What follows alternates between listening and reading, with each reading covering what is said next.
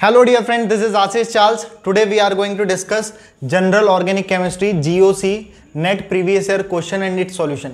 तो आज हम इसके क्वेश्चन एंड आंसर पे बात करने वाले हैं जनरल ऑर्गेनिक केमिस्ट्री के बारे में। ये एक बेसिक ऑर्गेनिक केमिस्ट्री का बेसिक टॉपिक और इम्पॉर्टेंट टॉपिक है जहाँ से काफ़ी क्वेश्चंस पूछे जाते हैं और हमारी ऑर्गेनिक केमिस्ट्री का बेस क्लियर हो पाता है। तो आज हम इसको डिस्कस करने जा रहे हैं। तो हम इसके क्वेश्चन जो प्रीवियस ईयर में नेट में आए हैं वो हम इसे डिस्कस करेंगे और ये बहुत इंपॉर्टेंट क्वेश्चंस हैं जो हमारे NET, GATE, IIT JEE JAM और इस तरीके के पेपर में भी आते हैं और MCQ लेवल के में ये पूछे जाते हैं, BSc लेवल पर भी पूछे जाते हैं। तो BSc MSc लेवल पे और मेनली हमारे ये नेट के प्रीवियस ईयर क्वेश्चन है तो इस पे हम ध्यान देते हैं। द करेक्ट ऑर्डर, पहला क्वेश्चन है आपके पास, the correct order of acidity A to C is. ये नेट जून में क्वेश्चन आया था 2011 में। तो ये बोल रहा है ये A है, ये B है और ये C है। A से लेकर के C तक में आप इसको एसिडिटी के बेसिस पर अरेंज करो। तो एसिड जनरली वो होते हैं जो H+ आयन देते हैं, वैसे तो और भी कई टाइप के होते हैं, लेकिन अभी जो इस क्वेश्चन को लगाना है उसमें हमें बात समझनी पड़ेगी। जो जितनी जल्दी H+ आयन दे देता है वो उतना ज़्यादा एसिडिक नेचर का होता है। तो अब ये भी, इसके पास H तो हमें कहीं दिखाई नहीं दे रहा, अगर कहीं है तो यहीं पर है और यहाँ पर H है, यहाँ पे H है, यहाँ पे H है, लेकिन यहाँ से तो H जाएंगे नहीं क्योंकि H जाता है तो निगेटिव स्टेबलाइज नहीं करेगा, तो यहीं से H निकलेगा।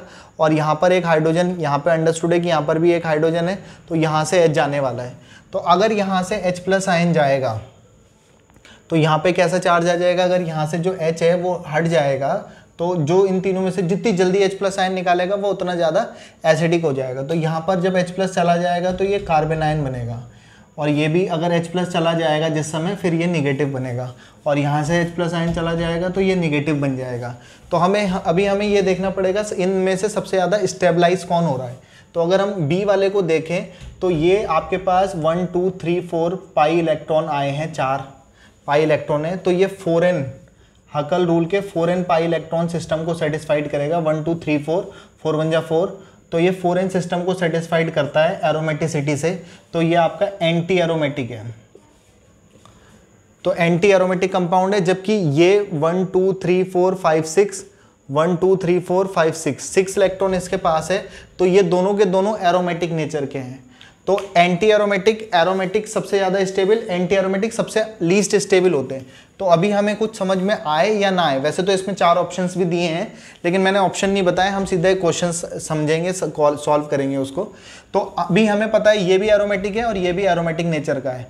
अगर आपको ये बात एरोमेटिसिटी नहीं समझ में आ रही है तो आप एरोमेटिसिटी वाली मेरी वीडियो देख सकते हैं। अभी हम ये एंटी एरोमेटिक, ये दोनों एरोमेटिक है, तो हमें इतना समझ में आता है कि B की एरोमेटिसिटी सबसे कम होगी या B सबसे कम स्टेबल होगा। तो ये बनना ही पसंद नहीं करेगा, जब कॉन्जुगेट बेस बन ही नहीं रहा तो H+ आयन जल्दी नहीं निकलेगा। तो B सबसे कम एसिडिक होगा क्योंकि ये H+ आयन निकाल के अपने आप को अनस्टेबल नहीं करेगा। अब ये दोनों एरोमेटिक नेचर के हैं, लेकिन हम देखेंगे जिसका कॉन्जुगेट बेस जितना ज़्यादा स्टेबल होगा, जब कोई भी एसिड अपना H+ आयन देता है तो जो बचता है, जैसे ये बच गया H+ आयन देने के बाद, ये इसका कॉन्जुगेट बेस है। किसका? पहले ये था कंपाउंड, इसने H+ दे दिया, H+ देने के बाद ये जो नेगेटिव वाला पोर्शन बना है ये आपका कॉन्जुगेट बेस है। तो ये कार्बन आयन भी है और कार्बन आयन पे यहाँ पर ये जो F है फ्लोरीन, ये विड्रॉइंग ग्रुप है, विड्रॉइंग ग्रुप। तो विड्रॉइंग ग्रुप क्या करते हैं, ये नेगेटिव चार्ज है, जितनी जल्दी ये रिएक्ट करेगा वो उतना लीस्ट स्टेबल होगा, लेकिन ये वाले -I ग्रुप इसको अपनी तरफ अट्रैक्ट करेंगे और जब ये अपनी तरफ इसे अट्रैक्ट करेंगे तो आपका कॉन्जुगेट बेस क्या हो जाएगा, -I ग्रुप जुड़ने से कॉन्जुगेट बेस की स्टेबिलिटी बढ़ती है या कार्बन आयन की स्टेबिलिटी बढ़ती है। जबकि यहाँ पे +I ग्रुप है तो ये कॉन्जुगेट बेस अनस्टेबल बनेगा। तो सबसे ज़्यादा कॉन्जुगेट बेस ये स्टेबलाइज कर रहा है, तो ये सबसे पहले बनेगा, H+ आयन सबसे जल्दी निकालेगा और ऐसा बन जाएगा। तो ये सबसे ज़्यादा एसिडिक, सबसे पहले H+ निकालेगा, then C and then B। तो ये आपका एसिडिटी का ऑर्डर हो गया डिक्रीजिंग ऑर्डर में। बाकी आप ऑप्शन से मैच कर सकते थे। तो ये पहला क्वेश्चन हो गया। दूसरा क्वेश्चन बेसिसिटी से रिलेटेड है। तो बेसिसिटी की अगर हम बात करें तो correct order of basicity of anion.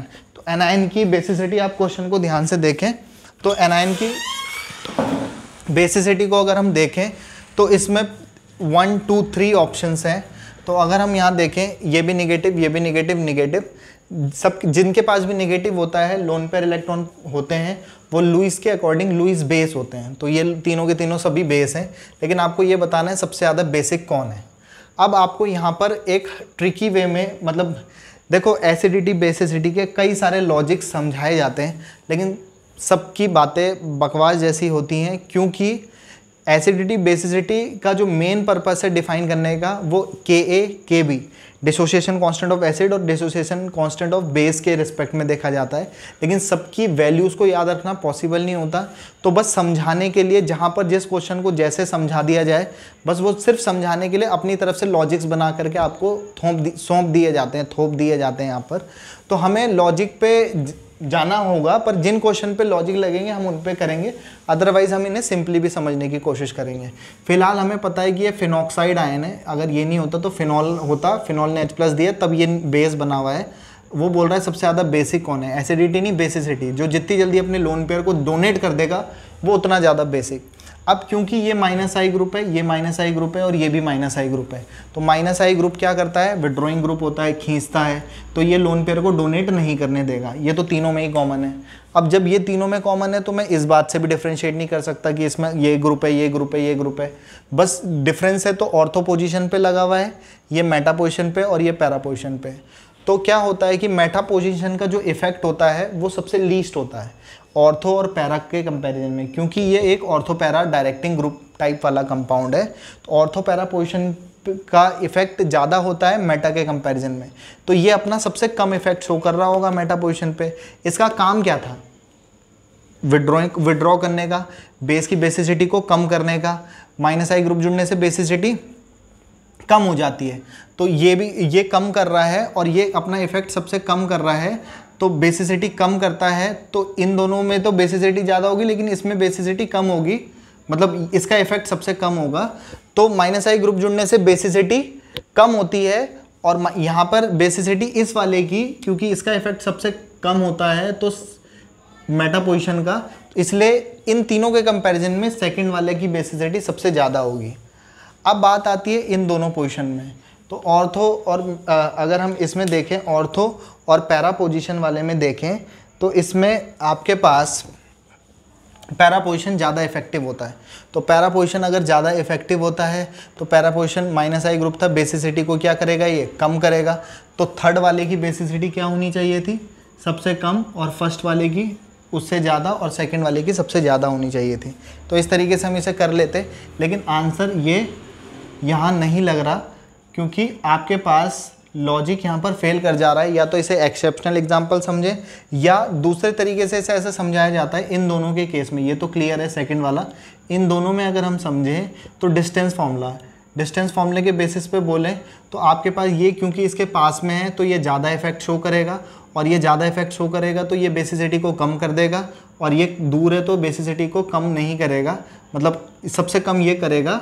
तो फर्स्ट वाला इस सबसे कम, और इसके कंपैरिजन में थर्ड वाला उससे ज़्यादा। तो ये बेसिसिटी का ऑर्डर है, और ये सही आंसर है।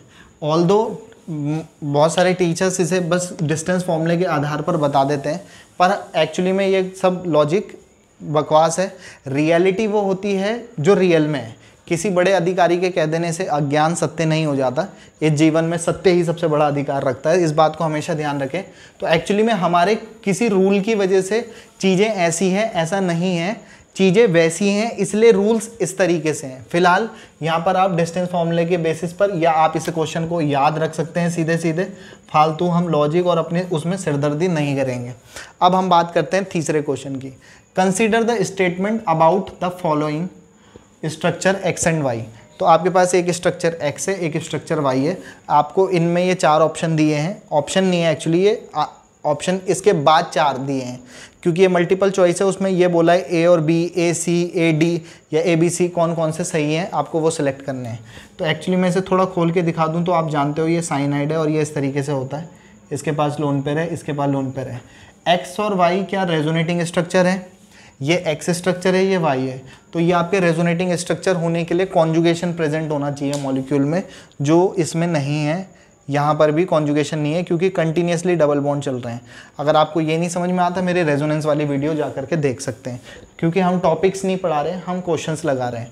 टॉपिक्स में पहले ही ये सारी बातें कवर कर चुका हूँ पिछले वाली वीडियो में, आप रेजोनेंस वाला वीडियो देख सकते हैं। नेक्स्ट इस पे बात करें तो एक्स और वाई रेजोनेटिंग नहीं है क्योंकि कॉन्जुगेशन मॉलिक्यूल में प्रेजेंट नहीं है। दूसरा ऑप्शन है X and Y are tautomer, क्या एक्स और वाई टॉटोमर है? तो देख लेते हैं, ये एक्स है ये वाई है। देखो शिफ्टिंग, यहाँ पे एक हाइड्रोजन है, अंडरस्टूड है कि यहाँ हाइड्रोजन है, shifting of alpha hydrogen and pi bond, अगर ये इधर शिफ्ट हो जाए और एच यहाँ आ जाए तो ये बन जाएगा, इसी को टॉटोमर करते थे। तो एक्स और वाई टॉटोमर हैं, तो ये पॉइंट सही है। अब y is more basic than x या x is more basic than y, अब इस क्वेश्चन को कैसे करेंगे? दोनों में से एक ही बात सही हो सकती है, तो इसे देखने के लिए हम देखते हैं यहाँ पर, अगर हम यहाँ पर इस पर हाइब्रिडाइजेशन निकालें तो ये एक सिग्मा बॉन्ड, बॉन्ड पेयर और लोन पेयर देखते हैं। पाई बॉन्ड हाइब्रिडाइजेशन में पार्टिसिपेट नहीं करते, तो एक ये वाला सिग्मा बॉन्ड और एक लोन पेयर, एक बॉन्ड पेयर और एक लोन पेयर, दोनों ही काउंट करते हैं।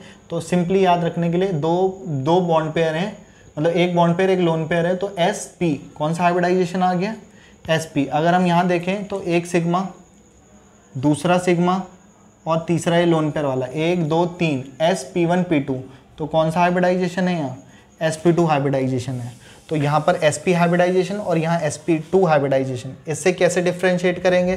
तो मैं आपको यहाँ पे समझा देता हूँ कि अगर sp की बात करूँ तो 50% s और 50% p है, तो पहले वाले में sp में s कैरेक्टर जो है वो 50% है, जबकि sp2 वाले में जो s कैरेक्टर है वो 33.3% है।